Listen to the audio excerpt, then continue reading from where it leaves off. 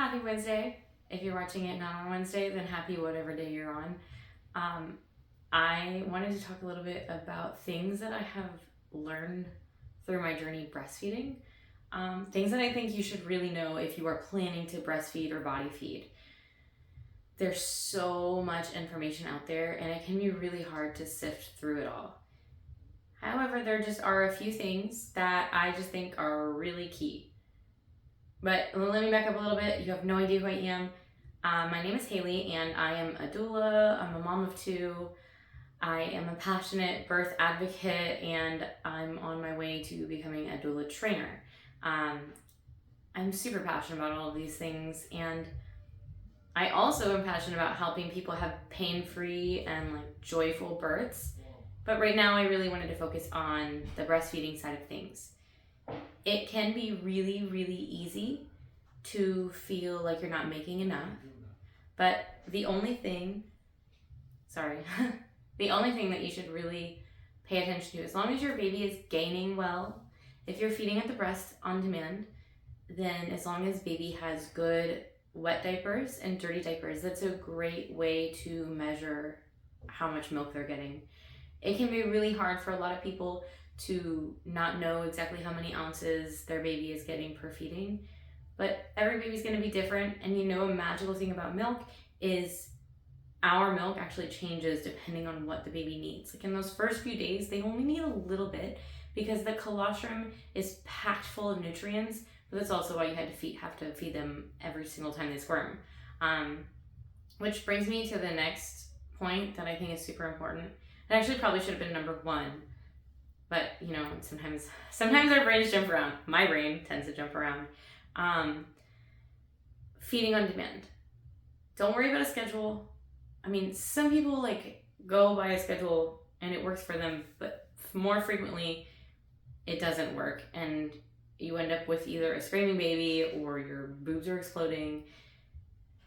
Feeding on demand, knowing the hunger cues, before baby is crying, knowing if they're trying to get at their hands or they're rooting around like this or have their mouth. I didn't really want to have my mouth open and wave it around, but the rooting signs that the baby wants to have some milk. And if you can catch, and honestly, you can offer the breast or the boob, you can offer milk anytime. Trying to be inclusive here, but I'm so used to boob and breast, that's just what it is. In my experience. But you can offer milk anytime, and you can't force body feed a baby. There's too much work that has to be done. It's not a bottle can, if you tilt it up enough, it'll kind of just flow into their mouth. If the baby doesn't want to eat, the baby's just gonna be no. So, feeding on demand, and whenever you feel like offering it. Another thing is the haka. Okay, so this is a haka, and a lot of people think that it's not a pump. It is, and if you get the off-brand ones, it says silicone breast pump.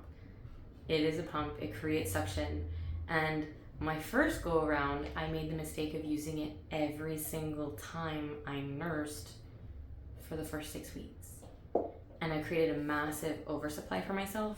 Though they are absolutely amazing and useful, thank you. And if you're only using them a couple times a day, they can be fantastic at building up a stash. Which brings me to my next point. You don't need a big stash. You've probably seen the pictures of all of these deep freezers full. That's a big oversupply.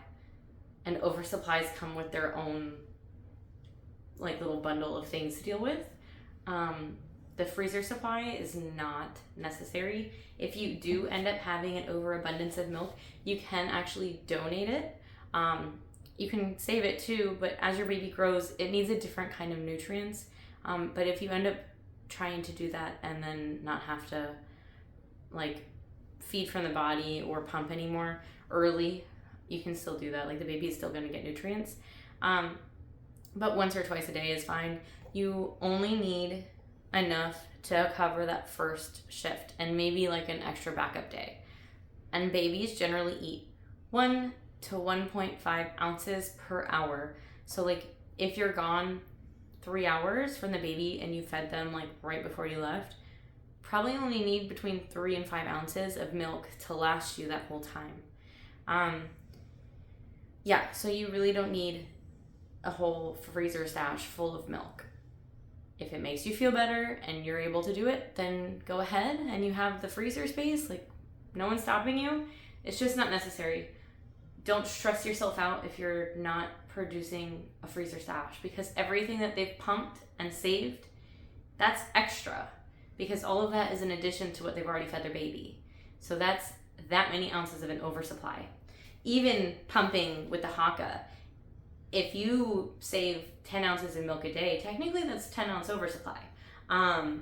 It's a nice little cushion to have, but it's not like you're not taking it away from your baby, because your body's going to just listen to that, because it is supply and demand, or demand and supply really. When you remove the milk, your body goes, oh hey, we need to make a little bit more. We need to keep up with this. This is a good spot to be at. So yeah, if you're pumping like a couple times a day, you can save up a day or two, and that will be really ideal, and it won't take up your whole freezer, and you don't have to buy a deep freezer, and don't stress yourself out. I should have written these things down. So my next point is drink enough water. You should always drink enough water, but when you're breastfeeding or chest feeding, you're literally making water and food for baby. So you need to drink enough and you need to eat enough. You actually need a higher caloric intake than when you were pregnant. So there's that. Sorry, I heard my son and I was like, is the baby awake? I should have the baby monitor, but she's only a room away, so we're good. Yeah. And get support. Support is like the biggest thing. If you find a La Leche League meeting around you, that can be really helpful. Even if you just find another group of moms and a couple of them happen to be breastfeeding, like, it's so nice to have the support. Or guess what? You want to find a lactation specialist? They could probably hook you up with a couple moms if they're open to talking. It's just having the support and having other people that are like, I don't care if you feed your baby right now. Like, it's really, really helpful. And it's really good to get that confidence when you're around family members that maybe lived in a generation where they didn't breastfeed anybody because formula was pushed so heavily, and because they didn't have the support. Support is what will make or break you in the beginning. As you get more confident and you realize, hey, I got a hang of this, you generally are going to feel like, I got this. Like, screw the haters. I'm just going to keep feeding my baby.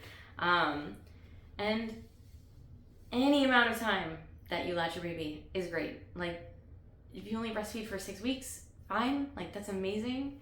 If you only did the first couple days, like, any amount is a gift you're giving your baby. It's great for their immune system, and it's great for bonding. It's a superfood. It is literally a superfood. People buy it. People buy it on the internet. I'm not selling mine. But yeah, it's a great thing you can do, and it's awesome. If you have any comments or questions about breastfeeding, you can put them in the comments section, and I will do my best to answer them next week. I really want people who are choosing to breastfeed and chest feed and body feed, I want you all to be successful. If that's what you're going for, I feel like you should have the support to be able to do that. So let me know in the comments, and I will do my best to help answer and reach out.